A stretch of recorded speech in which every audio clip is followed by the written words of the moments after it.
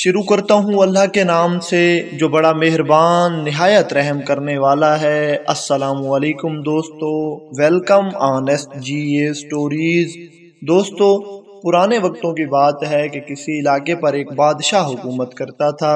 وہ بہت ہی نیک اور رحم دل بادشاہ تھا۔ وہ اکثر اپنے وزیروں سے مختلف طرح کے سوالات پوچھتا تھا اور ان پر کڑی سے کڑی آزمائش ڈالتا رہتا تھا۔ بادشاہ یہ سب اس لیے کرتا تھا تاکہ ان میں سے عقل مند وزیر سامنے آ جائیں، پھر وہ ان کو بڑے بڑے عہدوں پر فائز کر دیتا تھا۔ اس بادشاہ کے ہاں عقل مند لوگوں کو بڑے بڑے عہدوں سے نوازا جاتا تھا، چاہے وہ ہندو ہوں یا مسلمان۔ اس بادشاہ کا ایک وزیر ہندو تھا جس پر بادشاہ کو بہت زیادہ اعتبار تھا، اور وہ اپنے اس وزیر سے اکثر مختلف مشورے کیا کرتا تھا۔ وہ ہندو بھی اپنے بادشاہ سے بہت زیادہ مخلص تھا اور ہر وقت اسے اچھے مشورے دیتا، کبھی کوئی فضول بات نہیں کرتا تھا۔ جب وہ ہندو بوڑھا ہوا اور اس کے مرنے کا وقت قریب آ گیا تو ایک دن وہ بادشاہ سے عرض کرنے لگا، بادشاہ سلامت، میرا ایک جوان بیٹا ہے، انتہائی ذہین ہے اور آپ کے ساتھ مخلص بھی ہے۔ میری خواہش ہے کہ آپ اسے بھی اپنے دربار میں رکھ لیں۔ اگر وہ آپ کے معیار پر پورا اترے تو اسے رہنے دیں، ورنہ جو آپ کے جی میں آئے وہ کریں۔ چند دنوں کے بعد وہ ہندو مر جاتا ہے۔ بادشاہ اس کی موت کے بعد اس کے بیٹے کو اپنا بیٹا سمجھ لیتا ہے اور اس کو دربار میں ایک اعلیٰ عہدہ دے دیتا ہے۔ وہ ہندو کا بیٹا بھی اپنا کام بڑی لگن سے کر رہا ہوتا ہے اور سچے دل سے اس بادشاہ سے مخلص ہوتا ہے۔ بادشاہ بھی اس سے بہت زیادہ خوش ہوتا ہے۔ ایک دن دربار لگا ہوا تھا کہ سب لوگ وہاں موجود تھے اور وہ ہندو بھی موجود تھا۔ بادشاہ اس ہندو سے پوچھتا ہے کہ تمہاری سب سے بڑی خواہش کیا ہے جس کو تم پورا کرنا چاہتے ہو؟ ہمیں آج اپنی سب سے بڑی مراد بتاؤ کہ تم زندگی میں سب سے زیادہ کس چیز کی تمنا کرتے ہو۔ سب درباری اور وہ ہندو بھی بہت حیران و پریشان تھا کہ آج بادشاہ اس طرح کیوں پوچھ رہا ہے۔ تبھی وہ ہندو عرض کرتا ہے کہ حضور، آپ کا اقبال بلند ہو، میری نظر میں آپ دنیا کی سب سے بڑی اور خوبصورت سلطنت کے مالک ہیں۔ میری خواہش ہے کہ آپ اتنی بڑی سلطنت کے مالک ہیں، اگر آپ کی سلطنت میں سے 10واں حصہ بھی مجھے مل جائے تو میں اپنے آپ کو دنیا کا خوش نصیب انسان سمجھوں گا۔ جب بادشاہ نے اس کی خواہش سنی تو بادشاہ نے کہا، چلو آج ہم تمہیں اپنی آدھی بادشاہت دیتے ہیں، لیکن ہماری ایک شرط بھی ہے۔ اس کے ساتھ ہی بادشاہ نے اپنے مشیر خاص کو بلایا اور بلا کر 2 حکم لکھنے کو کہا۔ پہلا حکم یہ تھا کہ میں اپنی آدھی سلطنت اس ہندو کے نام کر رہا ہوں۔ دوسرا حکم یہ ہے کہ 30 دنوں کے بعد اس ہندو کا سر کاٹ دیا جائے گا۔ مشیر خاص دونوں حکم اپنے پاس لکھ دیتا ہے اور بادشاہ ان دونوں حکموں پر اپنی مہر بھی لگا دیتا ہے۔ پھر بادشاہ اس ہندو سے مخاطب ہو کر کہتا ہے، تمہارے پاس 1 مہینہ ہے اور ہم تمہیں 3 سوال دے رہے ہیں۔ اگر 1 مہینے میں تم نے ان 3 سوالوں کا جواب ڈھونڈ لیا تو ہمارا دوسرا حکم منسوخ ہو جائے گا، یعنی رد ہو جائے گا اور نہیں مانا جائے گا، اور تمہیں آدھی سلطنت کا مالک بنا دیا جائے گا۔ تم ہمارے سوالات کے جوابات ڈھونڈ کر لانے میں ناکام رہے تو ہمارا پہلا حکم منسوخ ہو جائے گا اور ہمارے دوسرے حکم پر عمل ہوگا اور تمہارا سر کاٹ دیا جائے گا۔ یہ کہہ کر بادشاہ 3 سوال کرتا ہے۔ پہلا، کہ اس دنیا کی سب سے بڑی حقیقت کیا ہے؟ دوسرا، اس زندگی کا سب سے بڑا دھوکہ کیا ہے؟ تیسرا، وہ کون سی چیز ہے جس کی وجہ سے بڑا انسان بھی جھک جاتا ہے؟ اس کے ساتھ ہی نکارہ بجا دیا جاتا ہے اور یہ اعلان کر دیا جاتا ہے کہ ہندو وزیر کو بادشاہ نے 3 سوال دیے ہیں، اگر وہ اس کا جواب لے آیا تو اس کو آدھی سلطنت دی جائے گی، اگر جواب نہ لا سکا تو اس کا سر کاٹ دیا جائے گا۔ بادشاہ مزید کہتا ہے کہ تم جہاں جاؤ، جس سے مشورہ کرو، 30 دن کے اندر ان سوالات کے جوابات لانے ہوں گے۔ وہ ہندو وزیر دربار سے نکل جاتا ہے اور جاتے ہی اس علاقے کے سب سے بڑے عالم اور پنڈت اکٹھے کر لیتا ہے اور ان کے سامنے اپنے 3 سوال رکھتا ہے کہ مجھے ان 3 سوالوں کا جواب ہر حال میں چاہیے۔ وہ پنڈت اور عالم ساری رات سر کھپاتے رہتے ہیں، لیکن وہ پہلے سوال کے جواب میں ہی الجھ گئے۔ کوئی کچھ کہتا تو کوئی کچھ کہتا رہا، کوئی دنیا کی حقیقت کو کچھ بتا رہا تھا تو کوئی کچھ بتا رہا تھا۔ جب اس وزیر کو جواب نہ ملے تو اس نے اگلے دن عالموں اور پنڈتوں کی تعداد میں اضافہ کر دیا، لیکن پھر بھی اسے جواب نہ ملے وہ روزانہ پنڈتوں اور عالموں کی تعداد میں اضافہ کرتا گیا، لیکن کوئی بھی اس کو اس کے سوالوں کے جواب نہ دے سکا۔ کئی دنوں کے بعد اس نے سوچا کہ مجھے یہ شہر چھوڑ دینا چاہیے تاکہ کسی دوسرے علاقے میں جا کر ان سوالوں کا جواب پوچھا جائے۔ وہ ہندو وزیر اس علاقے سے نکل جاتا ہے اور شہر شہر کی خاک چھانتا ہے اور مختلف علاقوں میں جاتا ہے، کئی لوگوں سے ملتا ہے، وہ کئی مندروں میں بھی جاتا ہے اور اپنے بتوں کے آگے سر جھکا کے کہتا ہے کہ مجھے ان 3 سوالوں کا جواب دو، لیکن اسے اپنے ان 3 سوالوں کا جواب کہیں بھی نہیں ملتا۔ جب 29 دن گزر جاتے ہیں تب اس وزیر کو خیال آتا ہے کہ اس کی زندگی کا آخری دن آنے والا ہے، کیونکہ ابھی تک اسے ایک سوال کا جواب بھی نہیں ملا۔ وہ اپنی زندگی کی آخری سانسیں گنتا ہوا کہیں بھٹک رہا تھا کہ اسے ایک جھونپڑی نظر آئی۔ وہ جیسے ہی اس جھونپڑی کے اندر گیا تو دیکھتا ہے کہ وہاں ایک فقیر بیٹھا ہوا ہے اور ساتھ ہی فقیر کا ایک کتا ہے جو دودھ پی رہا ہے۔ جیسے ہی وہ فقیر اسے دیکھتا ہے تو کہتا ہے، میاں تم ٹھیک جگہ پر آئے ہو، یہاں پر تمہارے ہر سوال کا جواب مل جائے گا۔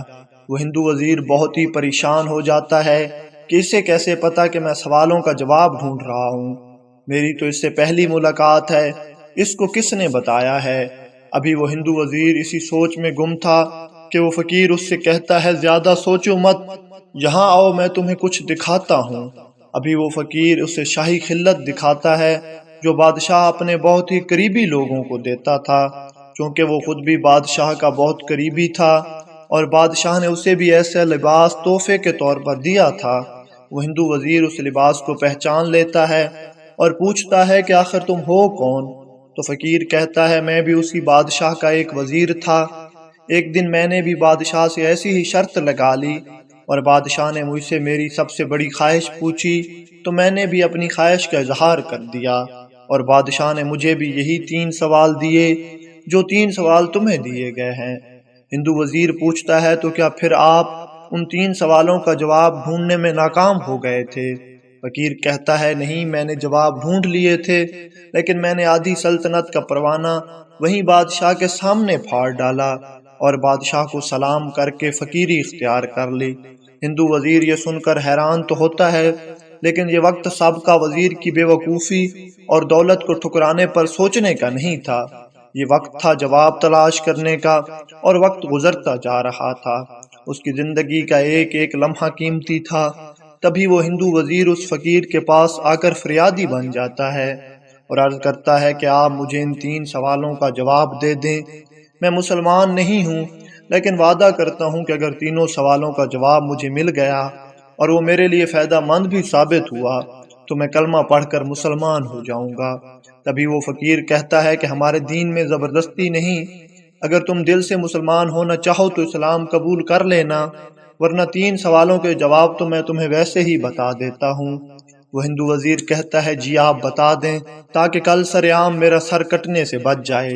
وہ فقیر کہتا ہے کہ میری ایک شرط ہے کہ پہلے 2 جواب تو میں تمہیں مفت میں بتا دوں گا، لیکن تیسرے سوال کی قیمت لوں گا۔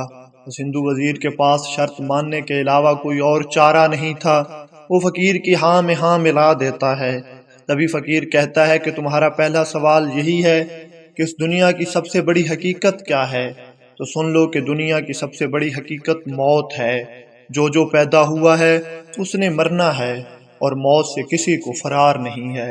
اور اللہ تعالیٰ فرماتا ہے کہ بے شک دنیا کی زندگی فریب اور دھوکے کے سوا کچھ بھی نہیں ہے۔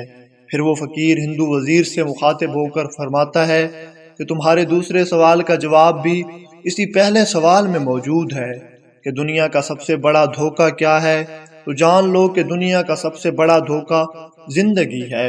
انسان کئی منصوبے بناتا ہے کہ میں زندگی میں یہ کروں گا، وہ کروں گا، آج یہ حاصل کر لوں گا تو کل فلاں کام کر لوں گا، لیکن اسے پتہ نہیں ہوتا کہ زندگی کب اسے دھوکہ دے دے اور کس موڑ پر اس کی زندگی ختم ہو جائے۔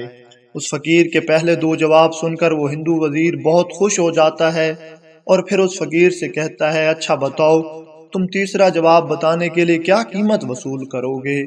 کیا مال و دولت چاہیے تمہیں جواب بتانے کے لیے؟ تو فقیر کہتا ہے اگر تمہیں تیسرا جواب چاہیے تمہیں میری ایک بات ماننی پڑے گی۔ وہ ہندو وزیر کہتا ہے کہ آپ جو بھی کہیں گے میں وہ مانوں گا۔ تبھی وہ فقیر اپنے کتے کے آگے سے دودھ کا پیالہ اٹھا کر اس کو دیتا ہے اور کہتا ہے کہ اسے پینا پڑے گا۔ اس وزیر کے ماتھے سے پسینہ آنا شروع ہو جاتا ہے۔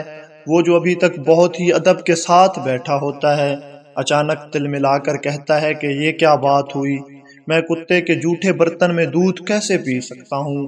تو فقیر اس سے کہتا ہے تمہاری مرضی ہے، یا تو یہ دودھ پی لو یا پھر کل سب کے سامنے سرے بازار تمہارا سر کاٹ دیا جائے گا۔ وہ ہندو وزیر سوچ میں پڑ جاتا ہے، ایک طرف اس کی جان خطرے میں ہوتی ہے تو دوسری طرف وہ کتے کے جھوٹے برتن میں دودھ بھی نہیں پی سکتا۔ کافی دیر سوچنے کے بعد اس کے دل میں خیال آتا ہے کہ اگر میں نے دودھ نہیں پیا تو پھر مجھے اپنے تیسرے سوال کا جواب نہیں معلوم ہوگا، تو کل بادشاہ مجھے سرعام مار دے گا اور میرا سر تن سے جدا کر دیا جائے گا۔ کیوں نہ میں یہ دودھ پی لوں، اور مجھے یہاں دیکھ بھی کوئی نہیں رہا جو میری عزت پر حرف آئے گا۔ آخر کار وہ یہ سوچتے ہوئے دودھ پی جاتا ہے کہ جان ہے تو جہان ہے، اور اس طرح کم از کم میری جان تو بچ جائے گی۔ یہ سوچ کر وہ ہندو وزیر کے کتے کے پیالے میں دودھ پی لیتا ہے۔ وہ دودھ پی کر فارغ ہو جاتا ہے تو پھر پوچھتا ہے اب بتاؤ میرے تیسرے سوال کا کیا جواب ہے؟ تو فقیر کہتا ہے تمہارے تیسرے سوال کا جواب یہی ہے کہ وہ کیا چیز ہے جو انسان کو جھکنے پر مجبور کر دیتی ہے؟ تو سن لو کہ وہ چیز غرض ہے۔ غرض ہر انسان کو جھکنے پر مجبور کر دیتی ہے۔ تمہیں غرض تھی اس لیے تو جھک گیا اور کتے کا جھوٹا دودھ پی گیا۔ انسان کو اگر کسی سے کوئی غرض ہو تو وہ اس کے سامنے جھک جاتا ہے، اور یہی وہ چیز ہے جو بڑے بڑے بادشاہوں کو بھی جھکا دیتی ہے، اور یہی تمہارے سوال کا جواب ہے۔ تبھی اس کے دل میں خیال آتا ہے کہ فقیر نے کتنی اچھی بات کی ہے، چاہے آدھی سلطنت کے بجائے مجھے پوری سلطنت ہی کیوں نہ مل جائے، پھر بھی مجھے آخر مرنا ہی ہے، اور کیوں نہ میں زندگی کے دھوکے میں نہ پڑوں اور اپنی اگلی زندگی سنوار لوں۔ یہ سوچتے ہوئے وہ ہندو وزیر اس فقیر سے کہتا ہے کہ میں مسلمان ہونا چاہتا ہوں، آپ مجھے بھی کلمہ پڑھا دیں۔ تو وزیر کلمہ پڑھا کر مسلمان ہو جاتا ہے۔ کلمہ پڑھنے کے بعد ایک عجیب طرح کا سکون اسے محسوس ہوتا ہے، اور اس کے دل سے لالچ، ہوس اور دنیا کی پوجا نکل جاتی ہے۔ پھر وہ فقیر سے اجازت لے کر چل پڑتا ہے تاکہ جا کر بادشاہ کو 3 سوالوں کا جواب بتا سکوں۔ جیسے ہی وہ بادشاہ کے دربار کے پاس پہنچتا ہے تو چیخ مار کر گھوڑے سے نیچے گر جاتا ہے، اور اس کی روح اس دنیا فانی سے کوچ کر جاتی ہے۔ مگر اب یہ فرق تھا کہ وہ ہندو سے مسلمان ہو گیا تھا اور اسے دنیا کی سمجھ آ گئی تھی۔